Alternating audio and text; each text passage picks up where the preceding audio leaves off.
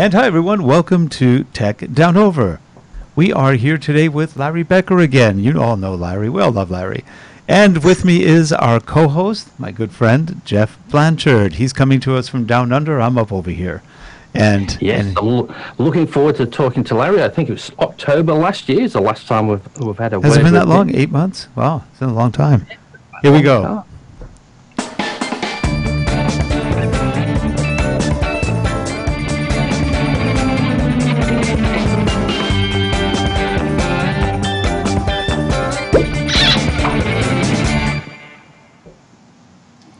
And we are back, and here's Larry with us. Did you like our new intro?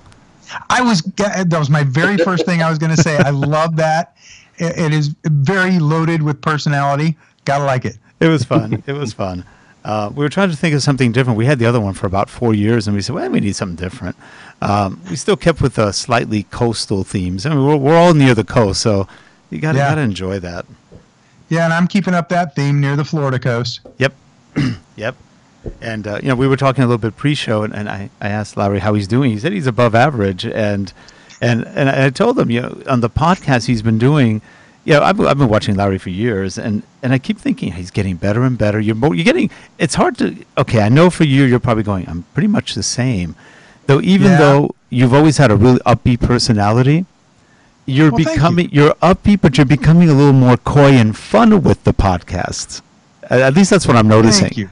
And consider that I'm on my own now, so I get to be more me instead of representing other companies. Right. You watch my Canon training videos that I do for what they call Cyber Scholar, and by the way, you wouldn't be able to have access to those. Essentially, Cyber Scholar is anytime Canon comes out with something new, a lot of times they'll send me a new lens, a new body, and say, write a script for this and tell salespeople how to sell it. Interesting. And so, describe it to the tech people. And so it's behind the scenes training for Canon. And I've done quite a few of those videos and no personality. Interesting. Just straight telling people about the gear. That's good, though. But those are fun. Yeah, for nerds like you and me, they're fun. I mean, I love, okay, now, I've criticized Canon in the past, but that doesn't mean I don't like Canon or love Canon, because we still invest a lot in Canon. I just finished spending another $7,000 on these. Very nice. So this is our XF4. This one's a 400, and then we have a 405 in the other room. We're doing a video shoot in about 2 weeks, and I said, you know what? I don't want to take DSLRs, and I didn't want to take the XAs because they're just not sharp enough. The XA35s. So we got these, and these are lovely. I mean, these things shoot so nice. And in fact, I was using this as a webcam for the not webcam, but, the capture here on the show. And we did a comparison with, what was it, the XA, I think? Or was it the Sony? Against the Sony, you could see individual hair strands on this one. I was going, wow. You didn't really see that on the Sony. It was rather interesting. So we sold the Sony camcorder. It was nice, but this one seemed better. This is a 4K camcorder, too. Doesn't weigh that much. It's kind of like the old XHA ones, but nicer. I think it's just better built. So we still invest a lot in Canon. I just get irritated the way they introduce stuff. But they supposedly announced recently, like last week, that in the next 2 years they're going to be having aggressive rollout. I think in the next 18 to 24 months they're going to be aggressively rolling out new cameras, new everything.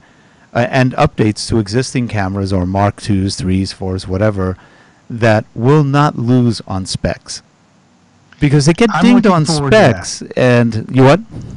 I'm looking forward to that. I hope that's the case. Too. I have no inside information that I'm keeping from you. They rarely reveal anything to non-employees more than 2 weeks in advance if they don't have to. Oh, I believe it. And you know what? It's a good strategy. Like there's a guy actually not far from you, Peter Gregg. He's somewhere, I think, in your general area, somewhere near Miami, I think. And he said Canon's got an interesting strategy. He predicted, this is about a year ago, they're holding back. Everybody's criticizing them. Then they'll release what they've had for years and say, look, and everybody will go, darn, it beats everybody. Because they have it. They just don't want to release it. You never know. It'll be interesting. But all they really have to do is add 4K to everything just like everybody else, and they're there. they pretty much Sure. nobody will complain anymore. There was, and I won't say which camera it was because I don't even remember, but I do remember at one point getting a camera to review and looking at the specs and going, why did Canon come out with this? It's just barely above what this other camera does and just barely below this other one. Yeah. What's the point of this camera as far as the consumer is concerned? Yeah. And so I reached out to a few of my friends and they said, and these were people that would know, and they said, you know what? It's a matter of hitting a particular price point that if you come out with a camera at a particular price point, there are big box stores that will say, yes, we'll take 10,000 of those as opposed to not. So, and they'll move them. And I asked the people at Best Buy in our local, we have 2 local Best Buys not far from each other. And I said, what do you guys sell the most of? And the guy goes, oh, Canon. I go, really? Still Canon? He goes, oh, yeah. I go, how do you do with the Sonys? They go well, but not as well because the lenses are much more expensive, especially for the common lenses. And I went, interesting. And I said, so why do they buy Canon? And they go, oh, they don't break much. And I go, okay, that's a granted. And they just said people are drawn to them. And I go, that's interesting. Nikon's just about near on its deathbed and doesn't even know it. It's really sad what's going on with Nikon. So Canon's, I read something recently. Canon lost something like 40% of the market share. Yet, they are still larger than all of the other cameras companies combined. Wow. That says something. Yeah. So no matter how much they don't win on specs, they still win a lot. And on this, in this market, the camcorder market, I still think they're beating everybody. Yeah, I think they are. I think you've definitely nailed it. I think that they've picked an interesting place and an interesting approach to the market. And the other thing that's kind of different is their balance between what's going on in Japan and what's going on in the States, and how they have to deliver different things. You guys know about when the mirrorless stuff started hitting, and everybody went bananas for mirrorless for 6 weeks. But in the States, but in Japan, boy, it's the greatest thing in the world. But over here, we all still like, for some reason, got to have the big camera body to have the extra credibility that you're a professional photographer. Interesting. Well, I think Sony's gone a long way to hurt Canon on that one because their mirrorless are pretty good, even though, I'll tell you another thing. This will make you happy since you work a lot with Canon. We spent probably 17, 18 grand on Sony gear at the end of last. We had to do a lot of tax savings, so we bought a lot of Sony gear. First time ever. And I liked it, and we just are about done with selling it all. and I told Geoff, I said, if I look at 2 cameras I like the most, or brands, it's still Canon and Panasonic. They're my 2 favorites. It's not only do I like the cameras, I like shooting with them. They're fun. They're reliable. They're predictable. Not so much on some of the other brands. And I like the Sony, but it didn't do it for me. And we bought them more for the video. They're not as advanced in video. I mean, they have a million video options, but you got 30-minute limits on filming. Well, that's dumb. And, when one guy wrote, he does a podcast called Camera Conspiracies. Casey Stern, I think, is his name. And he's hilarious. Casey Neistat. Neistat, I'm sorry. And he does all these funny songs that he sings. He goes, Sony, you came out with this camera. Why'd you do it? Why'd you do it? Why'd you mess up so bad? And he goes, I only got half my son's... Your picture is the size of a baby duck. Why did you do it? He comes up with some funny stuff, and it's like, I only got half my son's birth. Why'd you do it? Because it took longer than 30 minutes. And, so he's got a lot of he kind of mocks Panasonic. He got the perfect camera, and then you blow it. Why'd you do it?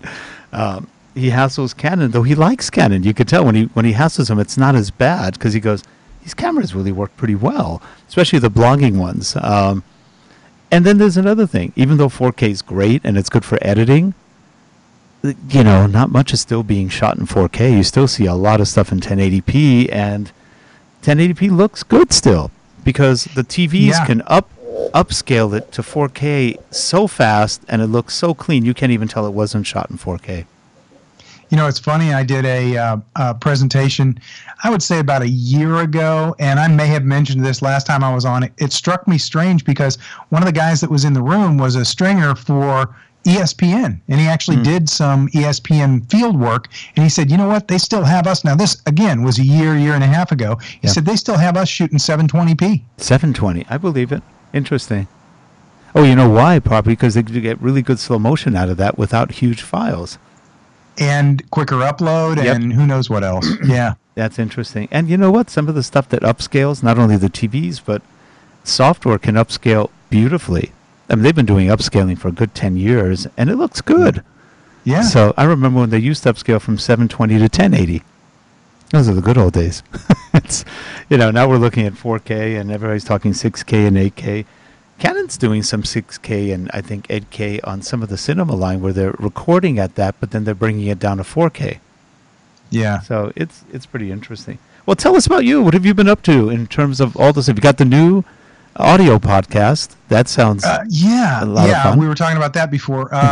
Rick Sammon has been a friend of mine for a lot of years. He's a Canon Explorer of Light, and we just talk about photography. We talk on the phone all the time. Every time I see him at a show, we're talking. And so about the beginning of this year, around February, we came up with this idea of doing the Picturing Success podcast, and we talk with the best photographers in the world about everything photography related. So with one person, we're going to talk settings. With another person, we're going to talk inspiration. With somebody else, we're going to talk how do you go to a workshop and get the most out of it? Where do you stay when you stay in hotels? How do you protect your gear when you travel? What gear do you take on workshops? How do you pack light? And just all kinds of things related to that. And then we'll have somebody come in like Kevin Newsom, who's been a studio photographer for 32 years. He's had business after business, or rather location after location, all as part of his one photography business in Central Florida.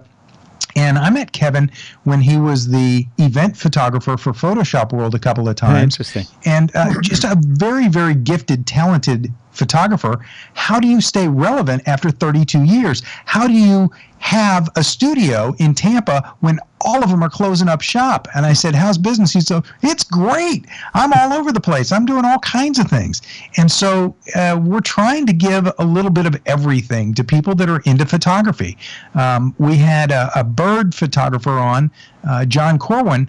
Great job of talking about how to do bird photography. Now, I've been around a lot of bird photographers, and I thought I knew a lot about bird photography, but he was teaching a special way to walk so that you don't appear to be a predator. And I just never would have thought that. And then on top of that, he says, oh, and you talk to the birds while you're taking pictures. I'm like, really? You don't try to be extra quiet? He says, no, the predators are all really quiet. And so that freaks out the birds, and they'll shy away. But if you're chattering, if you're talking with them a little bit, they are more comfortable. As you approach them, you can get a little closer before you take their picture. I'm learning all kinds of stuff from these people. It's an incredible, fun time. So like you're saying, it's all about perspective, isn't it? Yeah. Everybody's got their own perspective on things, and it's a lot of common sense, but it's also experience. Sure. And then there are other things that people have shared that they've gone through, maybe really difficult life experiences, and how does that play into their photography? Other people are talking about they're a musician. How does that play into your photography? And so it's this broad thing that is all coming back to the photography world. And what I like about it is that Rick Sammon and I, we do go off on tangents, but it's always still related to the topic of photography. I listen to so many audio podcasts where somebody will go off for 15 minutes on a riff about where they went to dinner last night. And you're just like, okay, I get it. You're trying to be personal and personable and relatable, but you don't tune into a podcast about business to hear somebody talk about where they ate for 20 minutes. And so Rick and I do talk about everything under the sun, but we only record and save to the podcast the stuff where we're talking about photography and getting better at the craft and the business and things that relate to photography. That's really good. Geoff? Now, Larry, I'll notice, because I've been avidly watching your YouTube channel, and I'll notice there wasn't much on there. The last one I did see was about the one about you, your podcast with Rick Sammon. What other things you've been doing in video? Have you been doing some more camera reviews or camera courses? You know, it's interesting. A lot of what I've been doing is local video production work for the Central Florida market.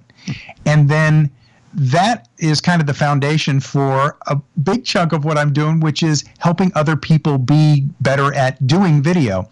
So I have two specific areas where I'm coaching people a lot, and it has kept me, as a result, from creating many more YouTube videos. So you are appropriately pressing the button to cause guilt and cause me to get back to doing more of those YouTube videos. And I do have some more topics to share, because a big chunk of what I'm doing is coaching. And I'm coaching small groups or individuals, and I'm teaching them how do you go from just pressing the shutter and getting paid for still images to actually what can you do to get paid for adding video without going to film school and going way over the top and going through all that stuff. So that's a chunk of the coaching that I'm doing. I just was in South Carolina 2 weeks ago helping somebody set up a full-blown studio with, now they already had a studio, but set it up for video. And then how do you capture the video, and how do you not do a 3-camera shoot, and how do you capture good audio, and then how do you pass that off to your video editor and that kind of thing. So there's a bit of that. And then I'm coaching a lot of people on how to be good on camera. And believe it or not, I've been able to make attorneys likable on camera. That is amazing. It's so funny, because every attorney in the world wants to look like every other attorney in the world, so they all stand with their hands straight down at their sides, and they're looking dead into the camera lens, and they've got their company logo on the wall behind them, and they're just looking straight at the camera, and they say, "You can trust us, we will win."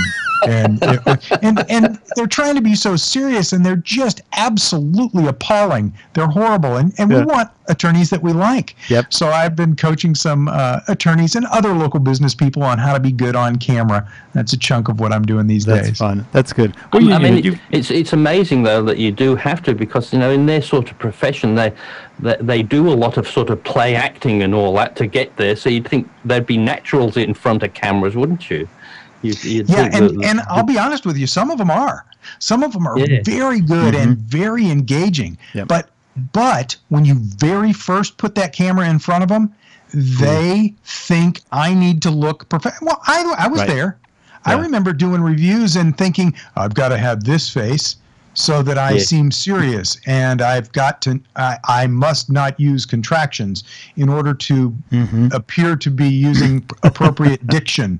And I would use the word utilize instead of use in order to sound more educated. And it's just a silly thing that we all kind of default to what we think a college professor should sound like. And really, you need to be conversational. You need to use industry-related terms and slang every once in a while, and be relatable. Be like you're talking over a cup of coffee with a friend. Now, it's interesting. I was watching, Anthony Robbins, right? He does all the Tony Robbins. He does the motivational speaking. He's been around forever. I've always enjoyed him. He's done something now that I find not so much, and I think he's doing it for the age groups. But he gets out there and he'll say, you got to be this and you got to be that. And then he'll say, F that shit. And you go, whoa. And he uses expletives everywhere. And you go, wow. And I find it tacky, classless. It just, there's no place for it. I mean, not what he's doing, not what he's charging either, but you just go, interesting. Is that how he communicates better to people? I don't think so. But you wonder. It's interesting you bring that up. I actually saw him this past year.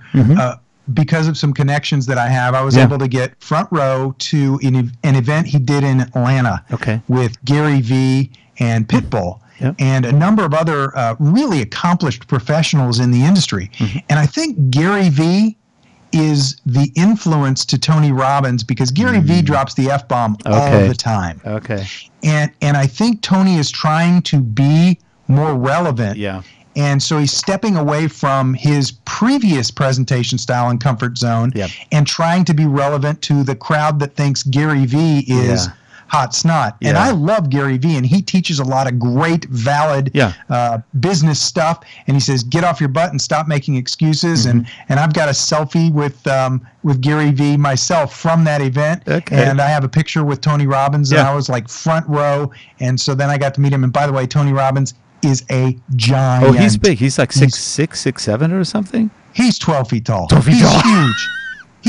I needed to use both my hands just to shake his hand. It was amazing. He's a giant big. guy. He's a big guy. I think he doesn't need to do what he's doing, because I think, and a lot of it is to professional crowds, and you just go, interesting. His message is still the same. It's a good message, and he's a karate black belt. He's done a lot of different things. He's worth almost $500 million.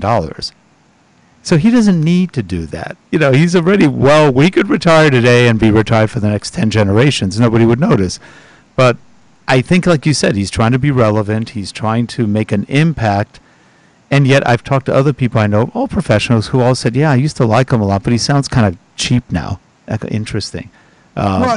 We've all heard so much of what he said for so many years that and I was looking through my phone to see if I could find my selfie with Tony Robbins, and I'm not finding it.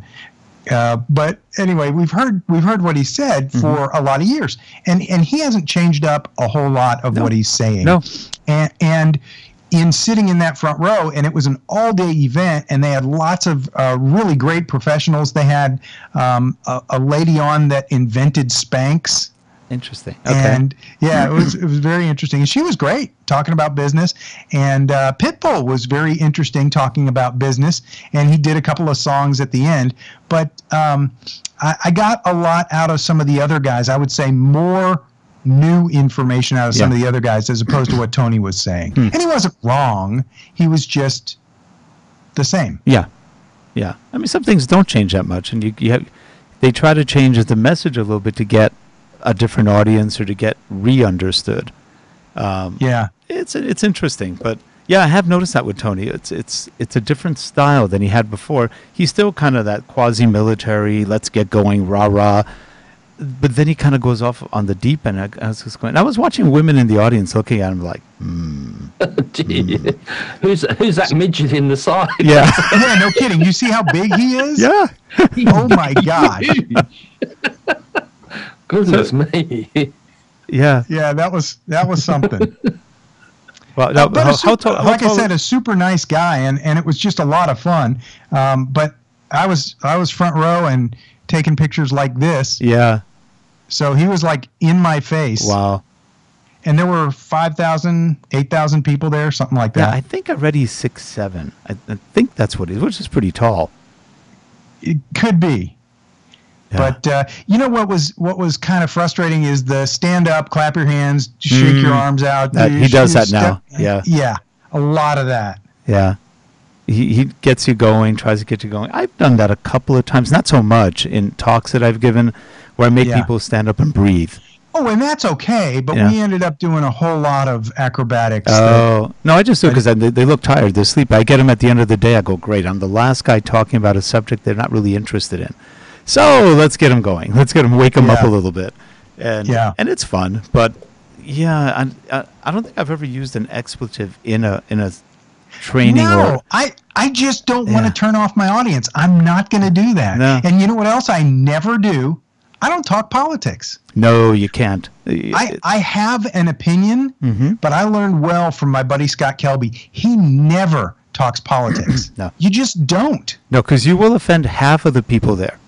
Yeah. Because everybody's marginated. Plus, we're all marginated, right? And everybody's divided, and it's like, why can't you talk about? No, you can't talk about anything anymore.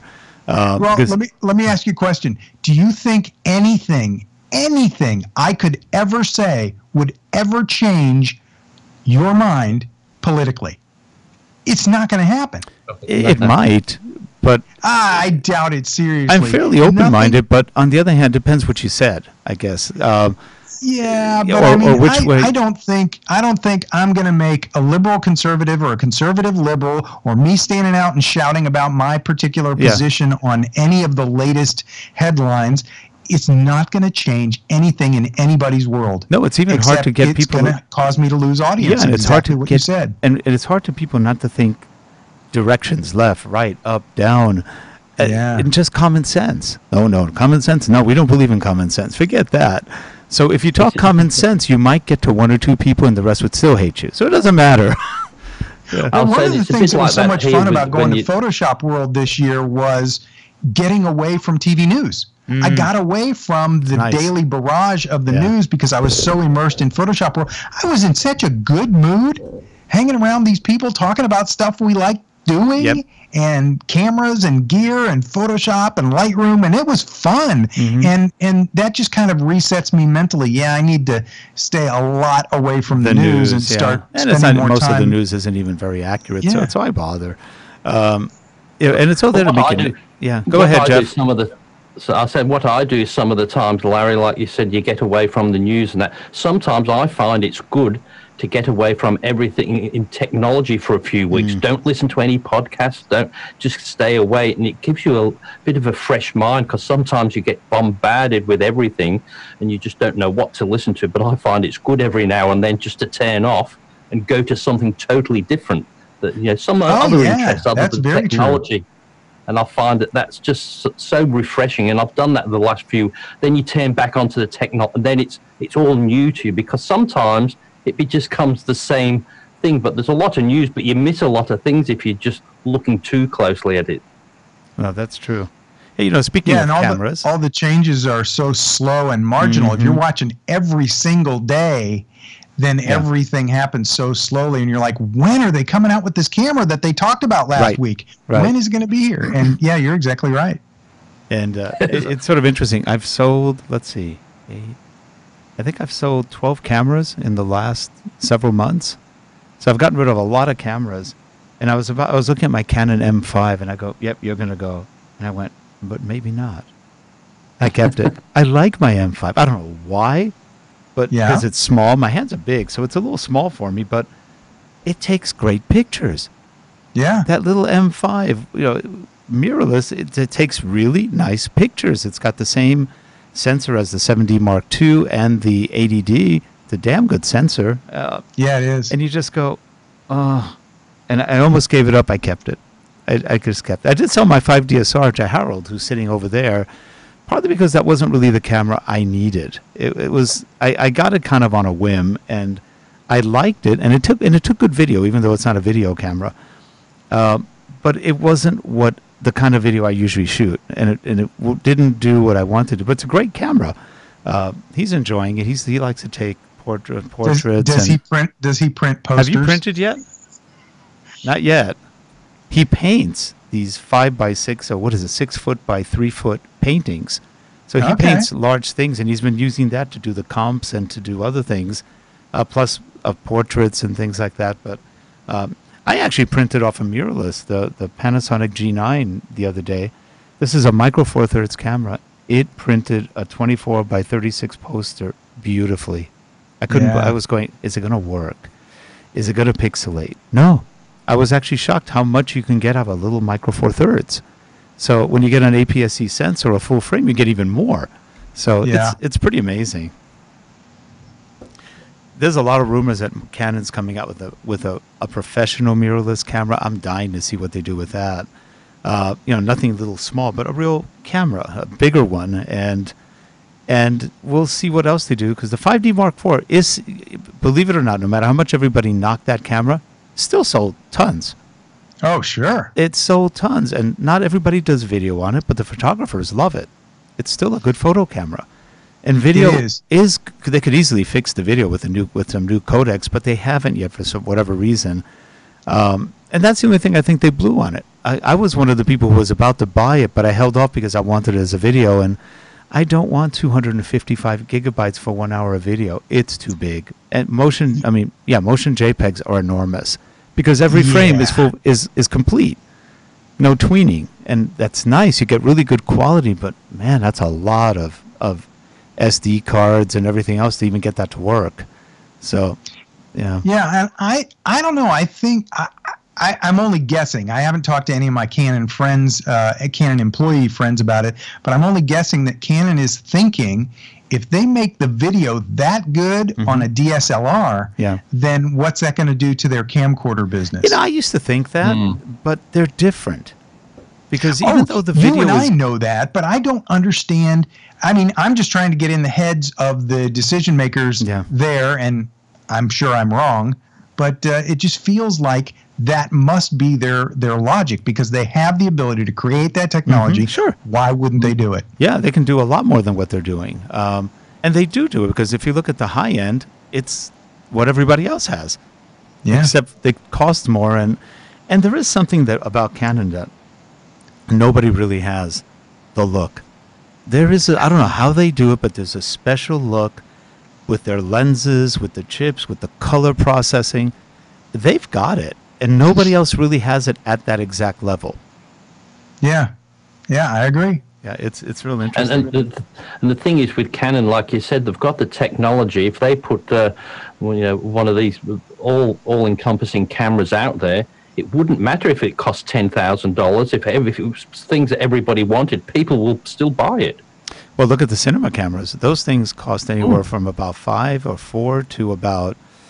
They've gone down, so we're probably looking at $15,000, $20,000, $20 for the higher end. But I mean, the C300 used to be, I think, 16 or 18, and now it's about 8 or 9.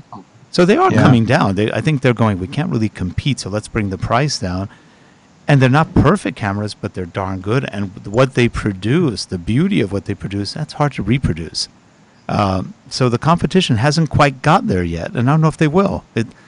Everybody's different. Nikon, who was probably the strongest competitor at one point, couldn't do it. They took nice pictures, but they didn't have quite that look. Yeah, it's that a certain tone that's just a little bit different. And you know, you've shot a lot with Canon. You've seen it. You've seen it up front, how they do have a very different look. Yeah. And even on the small, they do. And one of the things that I think is kind of interesting about Canon, at least in my early, where I was really paying attention and I was a pixel peeper, is the reds. It just seems like the reds, they were able to pull off something more vibrant for some reason. And I don't know why in other cameras from other companies, it just seems like the reds are flatter. And the blues are blue. Everything's blue. Yeah. Sony's not as blue as they used to be, but they were very blue. Panasonic, very blue. Olympus, very blue. And they're all starting to kind of become warmer, but I'm not sure what it is in their sensors. And the sensors are mostly Sony sensors. Canon has their own sensors, so that could be another big difference. The Sony sensors really obviously push blues. So it's just a different feel, whereas the other, Sony's, I should say, Canons are warm. And I like that warmth. There's a certain look to it. When you go out, I've seen I was watching a podcast the other day. I can't remember who it was from, but he was showing stuff from his Canon, and then he was showing stuff from a Sony. And he goes, the Sony's great, but look at this Canon look. He goes, look at the warmth. And he was shooting it looked like something out of Sedona or something. A lot of interesting rock formations, and with the sunlight, it looked like a sunset or a sunrise kind of shot.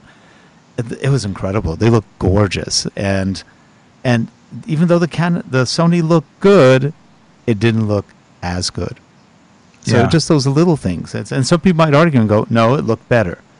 Okay, it depends on what you're looking like. I'm convinced that if we look at blue all day long, our eyes go blue, and there's probably a little truth to that. But it must be something in the company's history for Panasonic and Sony, because I've been in the electronics industry since the early 80s, and with TVs and that, and Panasonic's and always had the blue look. Sony's always had a more saturated color, and then there was the Philips was always the Canon of the lot that had the more natural colors, but people didn't want that. They sometimes wanted the blues, but it's always been the same. Panasonic, from when the first TVs came out, were always blue. It had that blue coalish look, and the Sony's always had that warmer sort of look. So it's something that they've always seemed to do, and then it's gone on into the digital video age. That's true. Hey, Larry, on your on your YouTube page, it only shows 3 videos right now. And that's what I said. It's been. You have a lot more videos than that. I know that. Yeah, I do. Somehow, whatever it is, that's all we see. Just those 3. That's as bizarre. of about last week. That's there. Just click on the video link. All these other ones are still there. They're just the last. He hasn't done. There been much for the last few months, has there, Larry? So they're not I haven't showing done a up. lot recently for myself. My stuff has been done for other clients and things like that. So that's why I said you press the guilty button. I gotta get out there. and really, I'm having so much fun and learning a lot about what people are doing wrong on camera. Yeah. And one of the things that I'm trying to study is the vocal coach profession. Yes. Because they have a lot of very specific terminology, and there are studies out there about things like upspeak and cadence. And I would like to really dig deeper into that and understand some of the psychologies behind it, because when I hear somebody doing something wrong, I can coach them to do it better. I want to know the science a little bit more behind it. And as I'm learning these things, I think I want to put out some videos on these topics, because upspeak is one, and you know what I'm talking about, upspeak? Yep. Where every single sentence ends like a question. That's very California. Yeah, that's very California. That's very Australian as well. Everybody talks like that. Yep, and that's very question at the end of it. So. We call that Valley Speak over here, because that's San Fernando Valley Speak all the way. I went to the store, and I got something, and they're not even sure what they got. It's sort of interesting, but that is sort of a common bad habit that some people have, partly because they're not paying attention to what they're saying. So they're not sure what they're saying, and so they're trying to emphasize it at the end as something more positive, but it comes across as totally ditzy. So it's just interesting. But it can be quite amazing, though, Larry, when somebody who can speak perfectly clearly and can talk to me and you and have all these interesting things to say, as soon as you hit the record button, but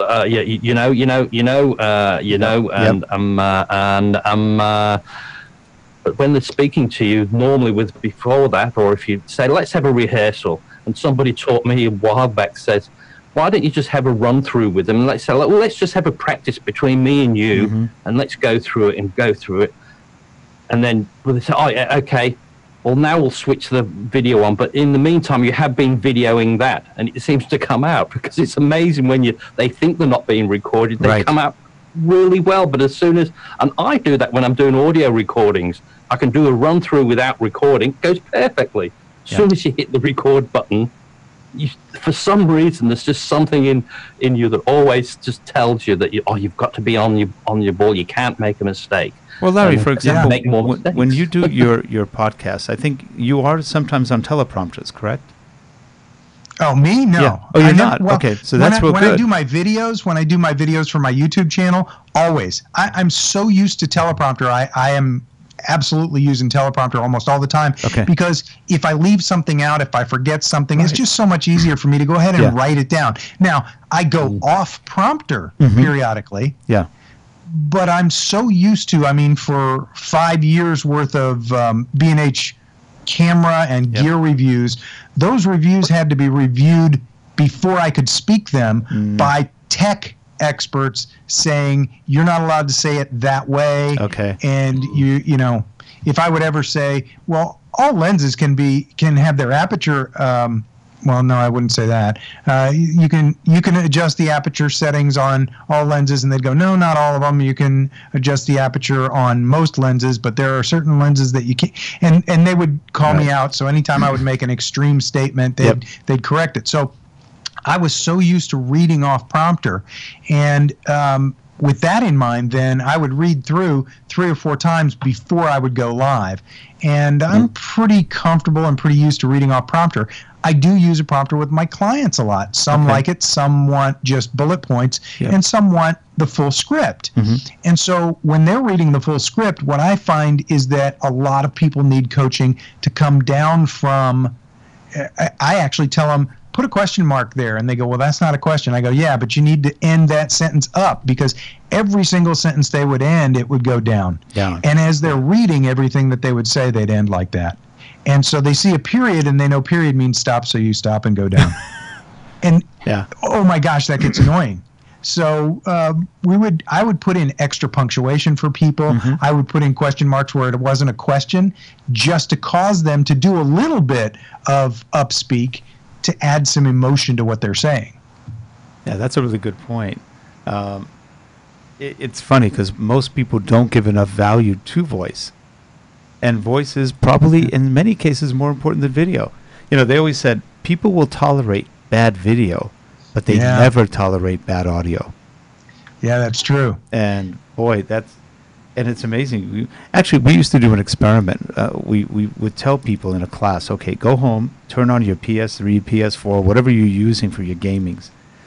And then if you're playing a game, then turn off the audio and see how impactful that game is.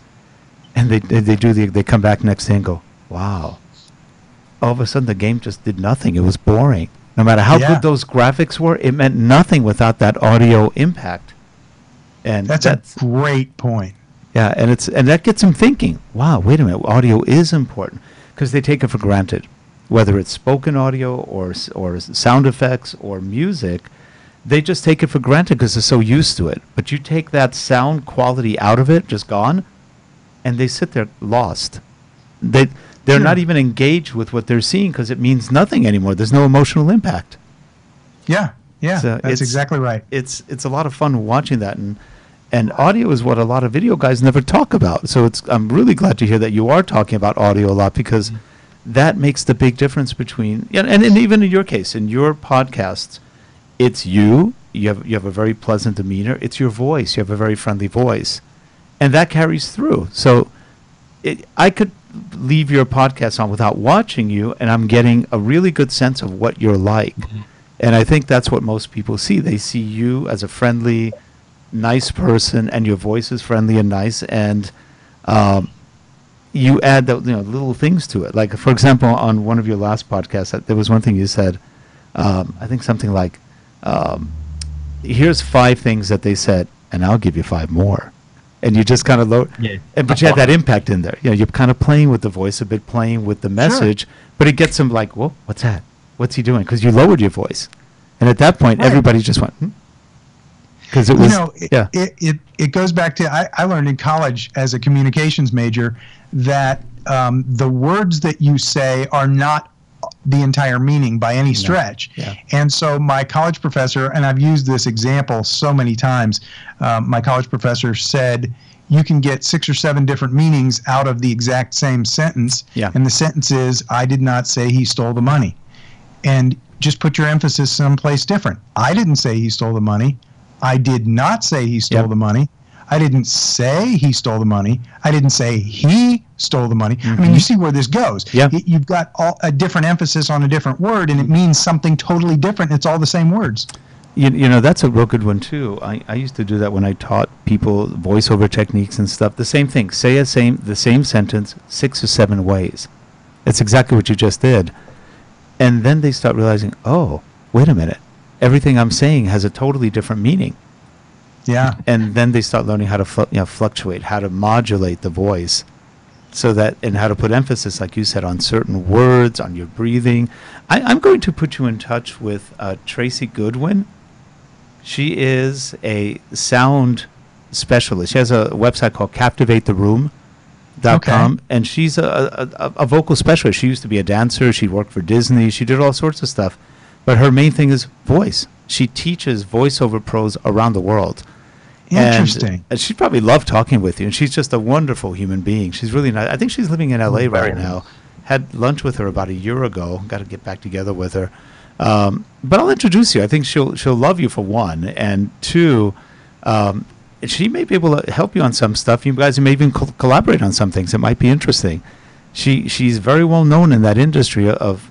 She's taught actors, actresses, business people, politicians, you name it, how to use their voices effectively, how to captivate a room, like she says. So. I think that's incredible. That's a great skill. And just that kind of thing is a big step toward what I want to do to help people. I can help you look better on camera. I can help you with where do you put your hands, where do you look, how do you address the camera, and how do you really convey that message that you're trying to get across.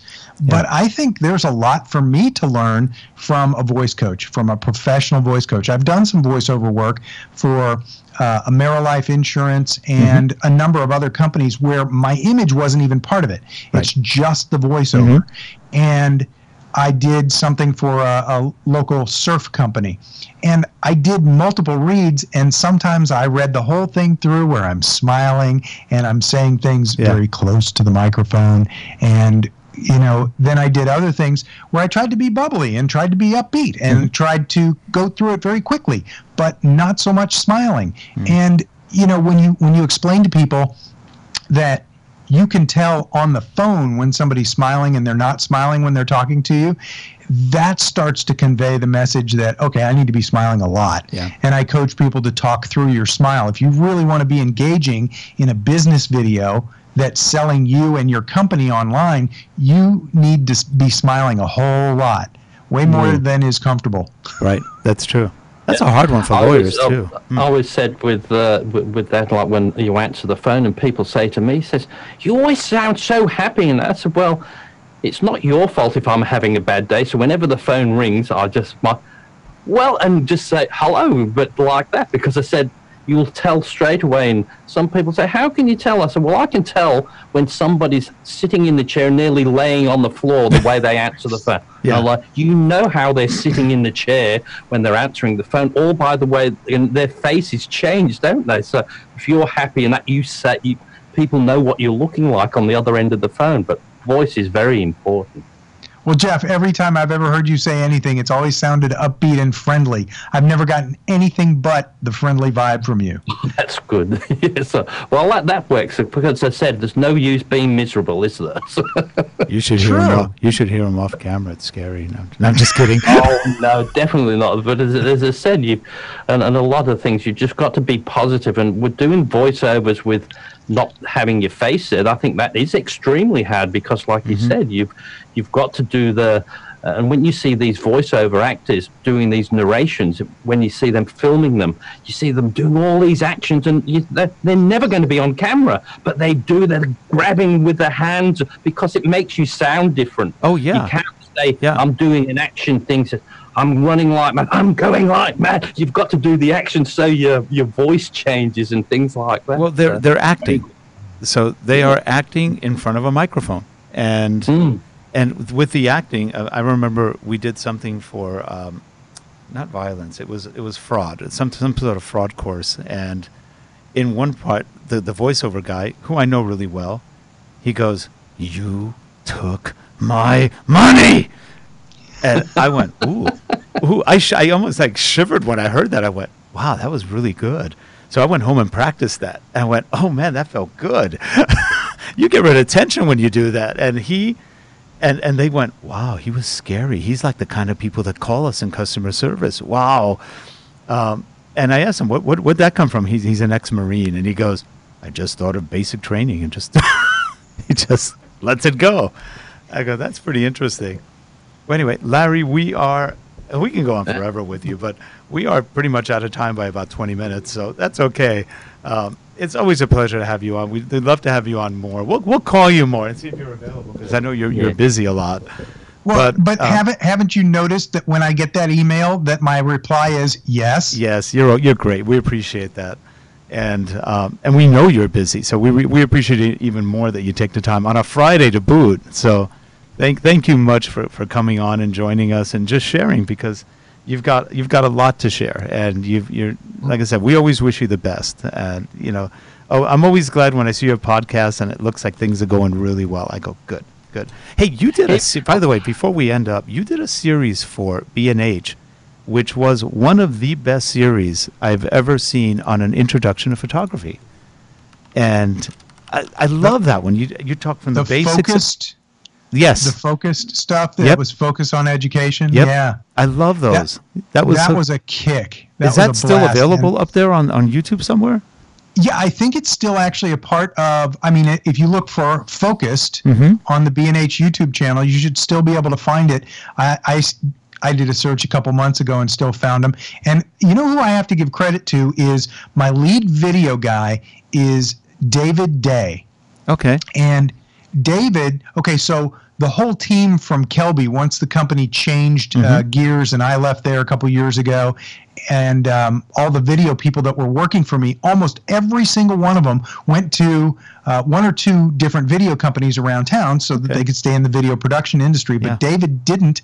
He started his own studio, and he's doing incredible work. They just did a video, I want to say this past week it was released, and for MagMod to do a Kickstarter campaign, and they hit the goal for the Kickstarter based on this video. They hit the goal in 24 hours. Wow, that's great. And they do the Platypod commercials and a number of other videos in the camera industry. They're doing cases companies and stuff like that. So David was a real talent. He came up with the name for the series. Okay.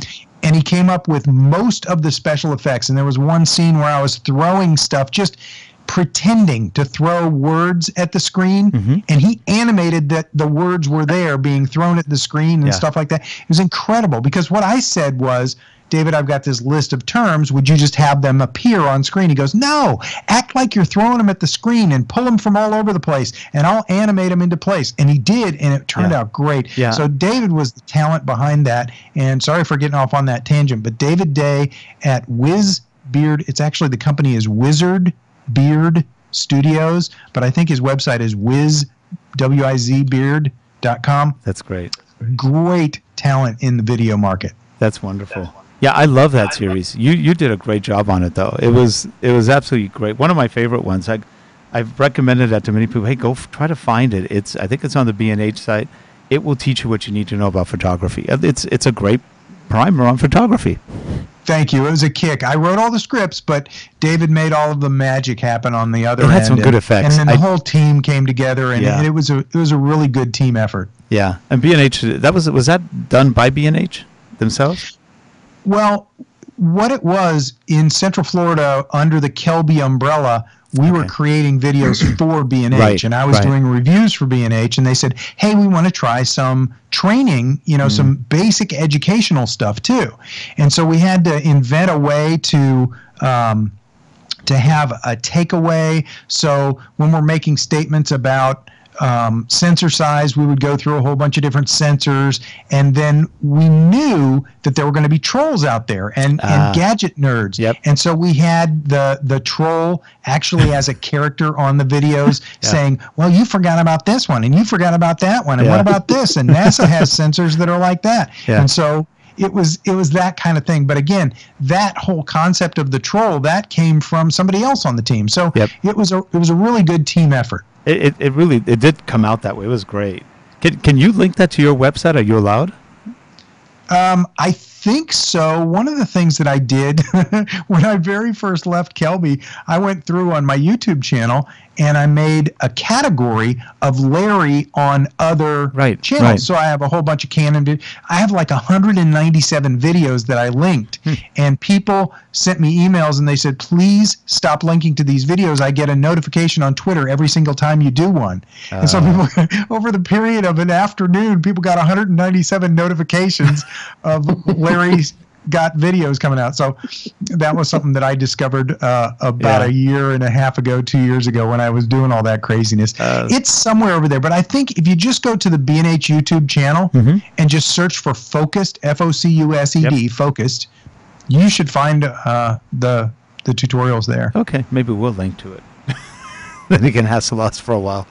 But no, they're really good. They're really good. So anyway, well, Larry, again, I appreciate it, Rick. Oh, you're more than welcome, and it's been a pleasure having you back on, and we'll give you a call soon, because we have only touched the surface of stuff. I'm going to get more into what you've been doing and some of the other stuff, because you've also had some training packages you did recently that were, I think it was about a year ago, you did some training packages, and we want to, keep focusing on those and some of the other stuff that you're up to. So anyway, again, a pleasure. Have a really good 4th of July coming up. And thank you. And we will see you soon. Geoff? Okay. Bye for now. Have a good one. Bye-bye, everyone.